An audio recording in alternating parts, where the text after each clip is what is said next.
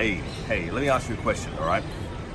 We're reaching a point right now where you need to leverage, you need to automate a lot of stuff, right? And when you're making sales on Amazon, one of the biggest challenges is getting feedback from your sales. No one's doing it, right? No one can do it properly on an automated scale. So what we're gonna have at the next conference, we've got a lovely lady coming in. She's done has incredible success on Amazon. She's gonna share a story with you, but she's gonna teach you how to use what we call chat bots. And what they are Facebook messages that communicate with the customers that have bought your goods. And it follows them up and it will say, hey John, hey Jane, thank you so much for buying my product 7 days ago.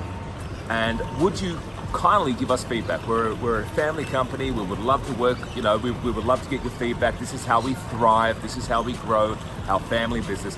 We've got a lady coming in talking about that, but this is really where the future is. And if you're on my database or if you're on my newsletter, you probably have actually received some Facebook messages from me, right? These are automated, right? I automate this sort of stuff. And this is something that I suggest even Amazon sellers should be doing. They should be automating these types of things, right? So when someone buys your product, you've got to be following them up and saying, hey guys, can I get some feedback? And then maybe if you have a product range, like a baby product range or something like that, and you have other products, right?